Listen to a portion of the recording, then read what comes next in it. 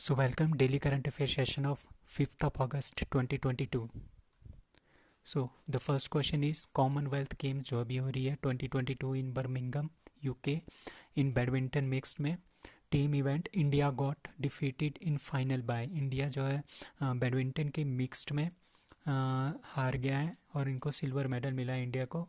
किसने हराया है? सिंगापुर, मलेशिया, इंडोनेशिया और Myanmar.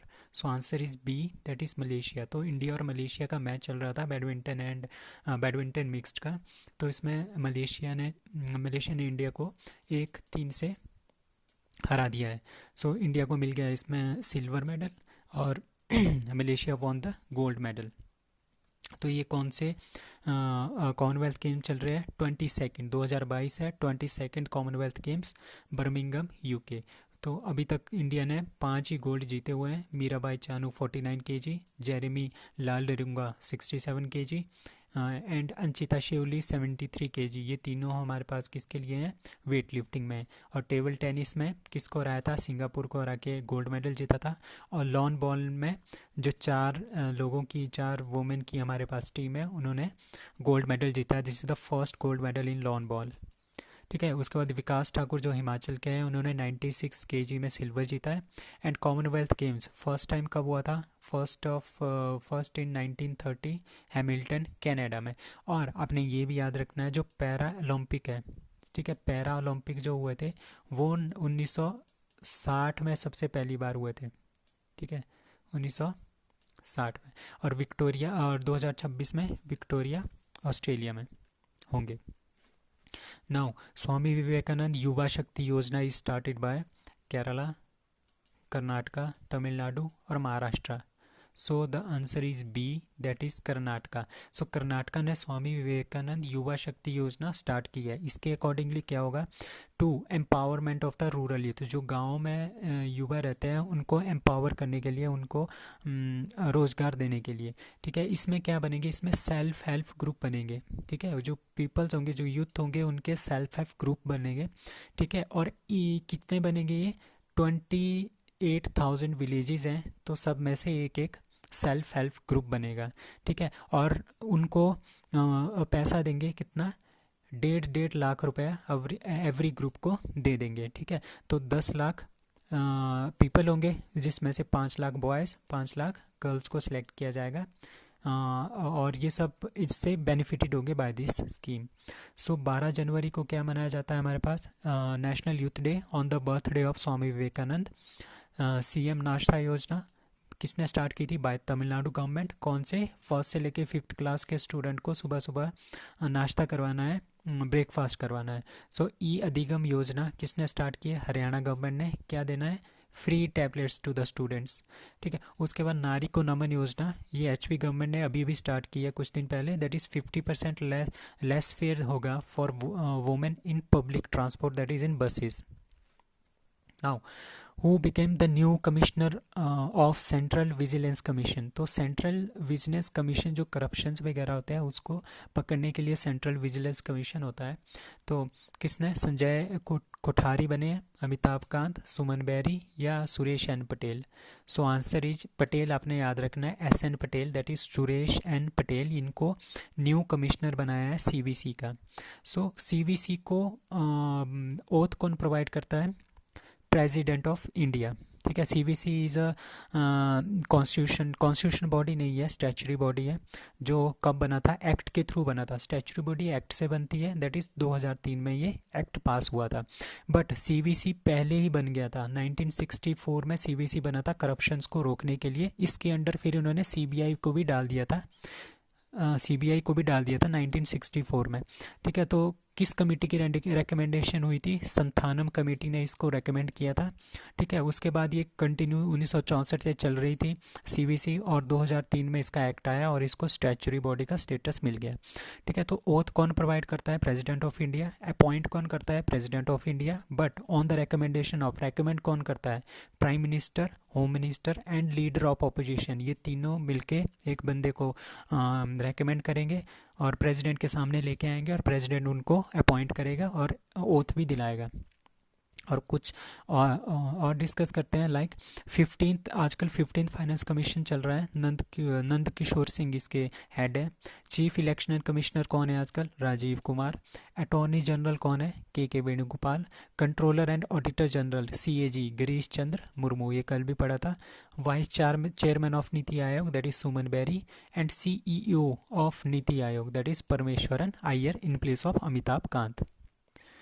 So, how many Indian companies are in Fortune's Global 500 list 2022? तो कितनी कंपनीज है? अभी फॉर्चून ग्लोबल 500 की लिस्ट आई है कि जितनी भी कंपनीज हैं उनका कितना टर्नओवर है, वो कितने लॉस में है, कितना उनका रेवेन्यू है, उस हिसाब से ये रैंकिंग प्रोवाइड करते हैं फॉर्चून ग्लोबल 500 लिस्ट। तो इसमें इंडिया की कितनी कंपनीज है? 7, 8, 9 और 10। सो answer is C, that is India की इस बार 9 कंपनीज इसमें आई हुई हैं। ठीक है, तो द लिस्ट टॉप्ड बाय कौन है? USA की एक रिटेलर कंपनी है वॉलमार्ट, इसका अपने नाम याद रखना है। वॉलमार्ट फॉर्चून ग्लोबल 500 लिस्ट में फर्स्ट रैंक पे है और ये 9th टाइम कंटिन्यूसली 9th बार ये पहले नंबर पे है। और दूसरे नंबर पे कौन है? अमेजन। ठीक है, और इसकी ये अमेजन की हाईएस्ट एवर रैंकिंग है। सो इंडिया की कौन कौन सी कंपनी है? इंडिया की जो सबसे पहली कंपनी है वो 98th नंबर पे है, that is LIC life insurance corporation, जिसको आप बेच रहे हैं, विद रेवेन्यू ऑफ कितना रेवेन्यू? $97.26 बिलियन का रेवेन्यू इन्होंने जनरेट किया है, विद अ प्रॉफिट ऑफ कितना? $553.8 मिलियन का प्रॉफिट। दूसरे नंबर पे दैट इज़ 14th रैंक पे रिलायंस इंडस्ट्रीज़ है। ठीक है, उनका 155 रैंक था पिछले साल, अब इनका 104 रैंक आ गया है ना। 142nd रैंक किसका है? ऑयल इंडिया कॉरपोरेशन का। और इसमें 2 कंपनीज आपने याद रखना है, इस टॉप 9 में 2 कंपनीज टाटा की है, Tata steel and Tata motors. 5th one is which Indian state becomes the first state to start online government e taxi service? ठीक है, गवर्नमेंट ने ऑनलाइन ई-टैक्सी सर्विस स्टार्ट की है कि कहाँ पे? हिमाचल, उत्तराखंड, तमिलनाडु और केरला। सो answer is D, that is Kerala. Kerala वालों ने, केरला की जो गवर्नमेंट है उन्होंने ऑनलाइन गवर्नमेंट ई-टैक्सी की सर्विस की स्टार्ट की है, मतलब कि online cab service by Kerala government. उसका नाम क्या है? केरला सवारी। ठीक है, Kerala became the first state, ये फर्स्ट स्टेट बनी हुई है जिसने ऑनलाइन गवर्नमेंट ई-टैक्सी जो है स्टार्ट की है। It is a low cost, इसकी कॉस्ट क्या होगी? कम होगी, विद गुड सिक्योरिटी भी अच्छी होगी, और इसमें जो टैक्सीज होंगे उसमें पैनिक बटन भी लगा होगा, सो दैट अगर किसी तरह का प्रॉब्लम आ जाए तो उसको दबा के 112 पे कॉल चली जाएगी। Now first paperless high court of India that is Kerala. K phone project that is Kerala. ठीक है, और के फ़ोन प्रोजेक्ट किसको इंटरनेट प्रोवाइड करता है? गवर्नमेंट के जो ऑफिशियल्स हैं उनके लिए, और जो BPL के लोग हैं उनके लिए। And C space is India's first OTT platform. ठीक है, किसने स्टार्ट किया है? केरला गवर्नमेंट ने ये स्टार्ट किया है, पहली गवर्नमेंट है जिसने OTT प्लेटफॉर्म स्टार्ट किया है। अब ओन इंटरनेट सर्विस किसकी है? वो भी केरला है, वो इंडिया में फर्स्ट है। Now mission Bhumiputra is started by, ठीक है, मिशन भूमिपुत्रा किसने स्टार्ट किया है? असम, वेस्ट बंगाल, UP और MP। So answer is A, that is Assam. Assam ने मिशन भूमिपुत्रा स्टार्ट किया है। इसके अकॉर्डिंगली क्या होगा? हम जो वहाँ के लोग हैं वो डिजिटली अपना कास्ट सर्टिफिकेट गेट कर सकते हैं। सो इसके लिए मिशन भूमिपुत्र स्टार्ट किया है। तो आफ्टर 10th पास करने के बाद people can apply for the caste service के लिए, कास्ट सर्टिफिकेट के लिए अप्लाई कर सकते हैं। ठीक है, तो वो कैसे गेट करेंगे? डिजिटली ऑनलाइन वो उसको फिलअप कर सकते हैं। तो उसको जागरूकता फैलाने के लिए मिशन भूमिपुत्र स्टार्ट किया गया है। और यहाँ के जो CM है that is Himanta Biswa Sharma. Newest national park कौन है पूरे ऑल इंडिया का? That is Dehing Patkai, that is in Assam. Tezpur litchi tag किसके अंडर है? किसका है Tezpur litchi tag? That is Assam का। अभी कुछ दिन पहले नमसाई डिक्लेरेशन हुई थी, किस किस के बीच में? असम और अरुणाचल प्रदेश के बीच में। और नमसाई एक जगह है अरुणाचल प्रदेश में। असम और अरुणाचल प्रदेश के बीच में बाउंड्री डिस्प्यूट बहुत सारा है, और उन्होंने इस डिक्लेरेशन में ये बोला था कि हम ये सारा का सारा बाउंड्री डिस्प्यूट जो है रिमूव कर देंगे। और जो असम है वो ओनली स्टेट है जो 6 स्टेटों के साथ अपनी बाउंड्री बनाता है, एंड ऑल्सो बांग्लादेश के साथ भी ये अपनी बाउंड्री बनाता है। तो the next question is India एट्स how many wetlands designated as Ramsar sites? 10, 11, 9 और 8। So answer is A, that is 10। अभी हमने पिछले हफ्ते पढ़ा था कि इंडिया ने कितनी ऐड कर ली है, 5 रामसर साइट्स पिछले वीक इन्होंने डेजिग्नेट की थी। उसके बाद आज फिर से इन्होंने कितनी 10 और डेजिग्नेट कर दी है। तो टोटल पहले 49 थी, 49 के बाद इन्होंने 5 ऐड की, 5 के बाद 10 ऐड की, अब टोटल हमारे पास है 64 Ramsar site in India. So 10 new Ramsar sites आ गई, उसमें से 6 जो है वो तमिलनाडु में है, एक गोवा में, एक कर्नाटका में, एक मध्य प्रदेश में और एक उड़ीसा में। सो रामसर कन्वेंशन कब हुआ था? रामसर कन्वेंशन 2 फरवरी 1971 को हुआ था इन रामसर। रामसर एक जगह का नाम है, सिटी का नाम है इन ईरान। और India signed it on 1 Feb 1982, तभी वेटलैंड डे जो है 1 फरवरी को मनाया जाता है। तो 64 वेटलैंड इंडिया के पास है। टोटल एरिया कितना कवर करता है? 12,50,361 हेक्टेयर। तो कौन कौन सी रामसर साइट नई बनी है? They are Koonthankulam bird sanctuary Tamil Nadu, ठीक है। दूसरी तमिलनाडु की कौन सी है? Gulf of Mannar. Gulf of Mannar जो सबसे लास्ट वाला एरिया है, gulf of Mannar marine biosphere reserve, उसको भी वेटलैंड घोषित कर दिया है। अब तमिलनाडु के एक और है वेम्बनाड वेटलैंड कॉम्प्लेक्स, ठीक है। उसके बाद तमिलनाडु में एक और है वेलोर बर्ड सेंचुरी, और तमिलनाडु में एक और है वेदांतंगल बर्ड सेंचुरी, ठीक है। और तमिलनाडु में एक और है उदय मार्थापुरम बर्ड सेंचुरी। तो ये तमिलनाडु की 6 है। फिर उड़ीसा में आपने याद रखना है सतकोसिया, और गोवा की बहुत इंपॉर्टेंट है, ये पूछेंगे नंदा लेक कहाँ पे है, दैट इज़ इन गोवा। और कर्नाटका की एक है रंगनाथिट्टू, BS कर्नाटका की है। और मध्य प्रदेश की एक है, दैट इज़ सिरपुर वेटलैंड। तो ये टोटल 10 वेटलैंड्स हैं जिनको अभी अभी रामसर साइट्स घोषित किया गया है, और टोटल हमारे पास अब 64 वेटलैंड्स हैं। Now which state launched egg and milk scheme for anganwadi children के लिए एग्स और मिल्क की स्कीम किसने लॉन्च की है? कर्नाटका, केरला, तमिलनाडु और Andhra Pradesh. So answer is B, that is Kerala. तो केरला गवर्नमेंट ने क्या कर दिया है, अंडे और मिल्क वो देंगे हम आंगनवाड़ी के जो छोटे छोटे बच्चे आते हैं 3 से लेकर 5 साल के बच्चे, उनके लिए एग्स और मिल्क देंगे for to improve their nutrition level, उनके न्यूट्रिशन लेवल को इंक्रीज़ करने के लिए। सो केरला के चीफ मिनिस्टर कौन है? पिनाराई विजयन, ठीक है। तो ये एक प्रोजेक्ट है under women and child development department of Kerala.